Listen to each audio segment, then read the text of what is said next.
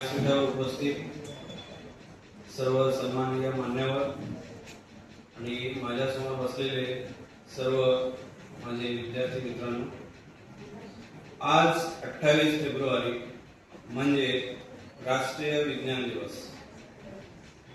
विज्ञान म्हणजे काय मला अपेक्षित आहे. विज्ञान म्हणजे निरीक्षण, विज्ञान म्हणजे प्रात्यक्षिक, विज्ञान म्हणजे अनुभव, विज्ञान म्हणजे जाणीव, विज्ञान म्हणजे संस्कार, विज्ञान म्हणजे गरज आणि विज्ञान म्हणजे जीवन जगण्याची कला. राष्ट्रीय विज्ञान दिनाच्या माझ्याकडून सर्वांना खूप खूप शुभेच्छा. भारतीय महान शास्त्रज्ञ डॉक्टर सर चंद्रशेखर वेंकट रमण यांच्या स्मरणार्थ सन्मानार्थ 28 फेब्रुवारी हा दिवस राष्ट्रीय विज्ञान दिवस म्हणून संपूर्ण भारतभर मोठ्या उत्साहात साजरा केला जातो. त्यांचा जन्म 7 नोव्हेंबर 1888 रोजी झाला आणि मृत्यू 20 नोव्हेंबर 1970 या दिवशी झाला. विद्यार्थी मित्रांनो, आपल्याला एक गोष्ट माहिती आहे, जे काही दिनविशेष आपण साजरा करत असतो त्यासाठी एक निश्चित तारीख ठरवलेली असते आणि ही जी तारीख असते ती एक तर त्या व्यक्तीचा जन्मदिवस असतो किंवा त्या व्यक्तीचा मृत्यू दिवस असतो. पण या ठिकाणी तसे काही दिसत नाही. डॉक्टर सी.व्ही. रमण यांचा जन्म हा 7 नोव्हेंबर रोजी झालेला आहे आणि मृत्यू हा 20 नोव्हेंबर रोजी झालेला आहे आणि त्यांच्या स्मरणार्थ 28 फेब्रुवारी या दिवशी आपण विज्ञान दिवस हा साजरा करतो. तर या पाठीमागे काहीतरी नक्कीच कारण असणार आहे. 1986 रोजी त्या वर्षात तत्कालीन प्रधानमंत्री माननीय स्वर्गीय राजीव गांधी होते आणि त्यांच्या कार्यकाळात सुप्रसिद्ध शास्त्रज्ञ डॉक्टर वसंत गोवारीकर हे भारत सरकारच्या विज्ञान आणि तंत्रज्ञान या विभागाचे सचिव म्हणून काम पाहत होते. डॉक्टर वसंत गोवारीकर हे सचिव म्हणून काम करत असताना विविध प्रकारच्या विज्ञानाशी संबंधित योजना ते आणत होते आणि त्याची अंमलबजावणी ही होत होती. त्यावेळेस माननीय पंतप्रधान राजीव गांधी आणि डॉक्टर गोवारीकर यांच्या असे लक्षात आले की विज्ञान ही काळाची गरज आहे आणि विज्ञानाची जी प्रसिद्धी होती किंवा विज्ञानाची जी आवड होती ती भारतामध्ये कमी दिसत होती आणि म्हणून विज्ञानाची गरज ओळखून विज्ञानाचे वातावरण निर्मिती करण्यासाठी, विद्यार्थ्यांमध्ये उत्साह निर्माण करण्यासाठी, कुतूहल निर्माण करण्यासाठी आणि ह्या सगळ्या गोष्टीचा एकंदरीत विचार करून विज्ञान दिन साजरा करण्याचे ठरवले. आणि मग विज्ञान दिन साजरा करायचा, पण कधी करायचा, केव्हा करायचा, त्याचं कारण काय असा विचार केला असता त्यांनी 28 फेब्रुवारी हा दिवस ठरवला आणि 1987 पासून भारतात राष्ट्रीय विज्ञान दिवस हा साजरा करायला सुरुवात झाली. आता नेमकं 28 फेब्रुवारीच किंवा हाच दिवस का निवडला या पाठीमागची काही गोष्ट आहेत त्या आपण या ठिकाणी समजून घेण्याचा प्रयत्न करू. डॉक्टर सी.व्ही. रमण यांचा संशोधनपर निबंध हा रमण इफेक्ट म्हणून ओळखला जातो. हा जो काही निबंध आहे तो नेचर या जगप्रसिद्ध विज्ञान शोध पत्रिकेत पाठविला. तो दिवस म्हणजे 28 फेब्रुवारी 1928. म्हणजेच डॉक्टर सी.व्ही. रमण हे सायंटिस्ट होते आणि त्यांनी रमण इफेक्ट हा एक शोध लावला आणि या शोधाचा जो शोध निबंध आहे तो 28 फेब्रुवारी 1928 रोजी तो जगप्रसिद्ध या शोधपत्रिकेत प्रसिद्ध करण्यात आला आणि हाच दिवस निवडण्यात आलेला आहे. ज्यावेळेस 1986 ला पंतप्रधान आणि डॉक्टर गवारीकर हे विचार करत होते, त्यावेळेस असे एक सायंटिस्ट किंवा अशी एक आपल्याला माहिती असायला हवी होती की ती जगभर प्रसिद्ध असायला पाहिजे होती आणि ती माहिती म्हणजे हीच रमन इफेक्ट. आता नेमकं रमन इफेक्ट काय आहे किंवा त्याला वेगवेगळ्या ठिकाणी वेगवेगळ्या लँग्वेजमध्ये काही ठिकाणी रमन परिणाम म्हणतात, काही ठिकाणी त्याला रामन परिणाम म्हणतात, काही ठिकाणी रमन म्हणतात. तर व्हॉटएव्हर जे काय असेल ते, परंतु आपल्याला हा इफेक्ट समजून घेणं गरजेचं आहे. एकदा 1921 च्या दरम्यान डॉक्टर सी रमन हे समुद्राने प्रवास करत होते.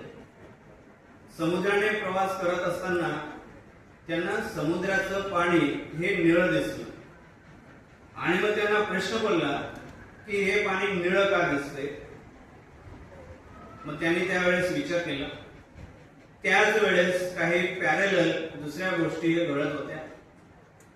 रिलेफ नावाचे एक शास्त्रज्ञ होते, त्यांनी ह्या गोष्टीवर आधीच विचार केलेला होता. आकाश निळं का दिसतं, तर आकाश निळं का दिसतं ह्यावर जे डॉक्टर रिलेफ होते त्यांनी असं म्हटलेलं होतं की जो लाईट आहे तो लाईट त्या पार्टिकलवर फॉल झाल्यानंतर तो रिफ्लेक्ट होतो आणि रिफ्लेक्ट होत असताना त्याचं व्हायब्रेशन होतं. व्हायब्रेशन होऊन काही वेव्हलेंथ मध्ये चेंजेस होतात आणि मग त्याचा इफेक्ट हा त्या कलरवर होत असतो. आणि मग शेवटी जो निळा कलर आहे त्या निळा कलरची वेव्हलेंथ ही कमी असते. कमी असल्यामुळे तो स्पीड मध्ये येत असतो आणि त्याचं सगळ्यात जास्त विकिरण होतं किंवा स्कॅटरिंग होत असतं आणि त्यामुळे आपल्याला आकाशामध्ये निळा कलर दिसतो. आणि मग हीच प्रथा की समुद्राचं पाणी हे निळं का दिसतं, तर त्यावेळेस लोकांचं म्हणणं असं होतं की आकाशाची सावली ही त्या पाण्यावर पडते आणि म्हणून समुद्राचं पाणी निळं दिसतं हे जगमान्य त्यावेळेस होतं. परंतु सायंटिस्ट डॉक्टर सी रमन यांना काही ते पटलेलं नव्हतं. त्यांना त्याच्यावर डाऊट होता. ते काय बोलले नाहीत, पण जवळपास 1921 पासून त्याच्यावरती रिसर्च करत होते, त्याच्यावरती विचार करत होते आणि शेवटी त्यांनी त्याच्यावर शोध लावला आणि त्यांनी म्हटलं मोनोक्रोमॅटिक लाईट म्हणजे जो विजिबल लाईट आहे तो, म्हणजे आता आपल्याला जो लाईट दिसतोय तो मोनोक्रोमॅटिक लाईट आहे आणि तो विजिबल आहे. हा जो विजिबल लाईट आहे हा ज्या वेळेस एखाद्या मॉलिक्यूलवर फॉल होतो, पडतो, त्यावेळेस तो मॉलिक्यूल काय करतो, थोडा वेळ या लाईटला ऍब्सॉर्ब करतो, थोडा वेळ तो धरून ठेवतो आणि ज्या वेळेस थोडा वेळ तो धरून ठेवतो त्यावेळेस मॉलिक्यूल आणि हा मोनोक्रोमॅटिक लाईट यांच्यामध्ये एनर्जी ही एक्सचेंज होते, ऊर्जाची देवाणघेवाण होत असते आणि मग ऊर्जेची देवाणघेवाण झाल्यानंतर ते मोनोक्रोमॅटिक लाईट आहे. हा मोनोक्रोमॅटिक लाईट मुळात वेगवेगळ्या प्रकारच्या कंपनापासून बनलेला आहे, वेगवेगळ्या प्रकारच्या व्हायब्रेशन पासूनच बनलेला आहे आणि तो म्हणजे ता ना पी हे नी पा चा हे जे 7 कलर्स आहेत या 7 कलर्सच्या पार्टिकल पासून तो बनलेला आहे. मग ज्या वेळेस हा मोनोक्रोमॅटिक लाईट त्या ऑब्जेक्टवर त्या मॉलिक्यूलवर फॉल झाल्यानंतर तो रिफ्लेक्ट होत असतो, त्यावेळेस एनर्जी एक्सचेंज झालेली असते आणि एनर्जी एक्सचेंज झाल्यामुळे त्यांच्या वेव्हलेंथ मध्ये, त्यांच्या व्हायब्रेशन मध्ये, त्यांच्या फ्रिक्वेन्सी मध्ये चेंजेस होत असतात आणि ह्या फ्रिक्वेन्सी मध्ये चेंजेस झाल्यामुळे पुन्हा जो लाईट आहे तो त्या ठिकाणी स्कॅटर होत असतो आणि म्हणून जे समुद्राचं पाणी आहे ते समुद्राचं पाणी निळं दिसतं. म्हणजे समुद्राच्या पाण्यावर लाईट फॉल झाल्यानंतर तिथं हे स्कॅटरिंग घडतं आणि म्हणून समुद्राचं पाणी हे आपल्याला निळं दिसतं. त्यामुळे जे आकाश निळं दिसतं आणि त्याचं प्रतिबिंब किंवा त्याची जी सावली आहे ती समुद्रात दिसते, हे जे काही जगप्रसिद्ध मान्य होतं ते त्यांनी खोडून काढलं आणि त्यांनी ह्या शोधाचा हा शोध लावला आणि ह्या शोधाला त्यांनी म्हटलं रमन इफेक्ट. आणि हा जो काही रमन इफेक्ट आहे हा 28 फेब्रुवारी 1928 या दिवशी तो प्रसिद्ध झाला. आणि म्हणून भारत सरकारने 28 फेब्रुवारी हा दिवस राष्ट्रीय विज्ञान दिवस म्हणून साजरा करण्याचे ठरविले. 28 फेब्रुवारी 1928 ला हा शोध प्रसिद्ध झाल्यानंतर लगेचच 2 वर्षात एवढे शोध लागले की आपण कल्पना करू शकत नाही.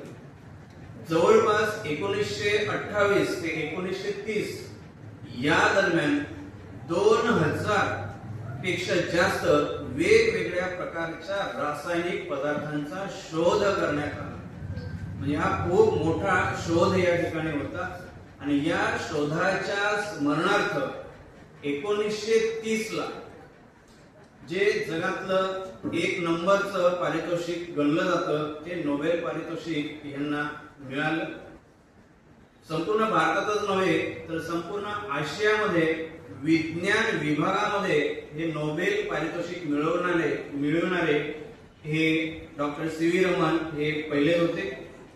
त्यानंतर 1954 ला त्यांना भारतरत्न हा पुरस्कार सुद्धा मिळाला. 1957 ला लेनिन शांतता पुरस्कार हा त्यांना मिळाला.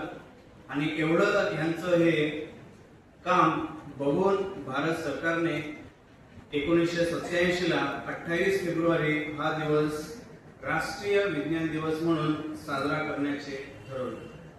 विद्यार्थी मित्रांनो, याचा खूप मोठा उपयोग आता सुद्धा होत आहे. याचा उपयोग करण्यासाठी रामन स्पेक्ट्रम नावाचं एक इन्स्ट्रुमेंट आहे. त्या रामन इन्स्ट्रुमेंटचा उपयोग या ठिकाणी केला जातो. उदाहरणार्थ जे ड्रग्ज घेणारे असतात, दारू पिणारे असतात, तर त्यांनी घेतले की नाही त्याचा शोधासाठी सुद्धा या स्पेक्ट्रमचा उपयोग केला जातो. एखाद्या फळामध्ये काही पॉयझन्स किंवा काही औषध मिक्स केलंय की नाही ह्याचा सुद्धा शोध लावण्यासाठी या रामन स्पेक्ट्रमचा या ठिकाणी उपयोग होत असतो. औषधामध्ये काही भेसळ केली असेल तर ती भेसळ शोधण्यासाठी सुद्धा या रामन स्पेक्ट्रमचा उपयोग केला जातो. आणि म्हणून एवढा महत्वाचा हा शोध आणि या शोधाच्या सन्मानार्थ 28 फेब्रुवारी हा दिवस आपण राष्ट्रीय विज्ञान दिवस म्हणून साजरा करतो. विद्यार्थी मित्रांनो, राष्ट्रीय विज्ञान दिन साजरा करण्यासाठी किंवा करताना नुसतेच एकाच सायंटिस्टची माहिती घेऊन हा दिवस साजरा करणे हा उद्देश नव्हे. तर आजच्या दिवशी त्यांचं तर आपण स्मरण करायचंच आहे, पण त्याच्या व्यतिरिक्त भारतामध्ये या जगामध्ये अनेक शास्त्रज्ञ आहेत. या सर्व शास्त्रज्ञांचा आपण अभ्यास करायचा आहे. त्यांनी दिलेला जो शोध आहे त्या शोधाचा विचार करायचा आहे आणि आपले जीवन आहे ते जीवन आपण सुखकर करण्याचा प्रयत्न या ठिकाणी करायचा आहे. आपल्यामध्ये वैज्ञानिक दृष्टिकोन निर्माण करायचा आहे. आपल्यामध्ये काही अंधश्रद्धा वगैरे असतात त्या आपल्याला या ठिकाणी दूर करायचं आहे. विद्यार्थी मित्रांनो, शेवटी जाता जाता एकच सांगेल, शंका घेऊ, प्रश्न विचारू, प्रयोग करू, नवनवे शोध लावू, तपासून पाहू, पुढे येऊ आणि आपली प्रगती करू. शेवटी जाता जाता चला विज्ञानाच्या वाटेवर हात धरून एकमेकांच्या चला विज्ञानाच्या वाटेवर हात धरून एकमेकांच्या दूर करू अंधश्रद्धा एकमेकांच्या सहकार्याने दूर करू अंधश्रद्धा एकमेकांच्या सहकार्याने आणि वाटचाल करूया प्रगत जीवनाची एवढे बोलून माझे 2 शब्द मी थांबवतो. जय हिंद, जय विज्ञान.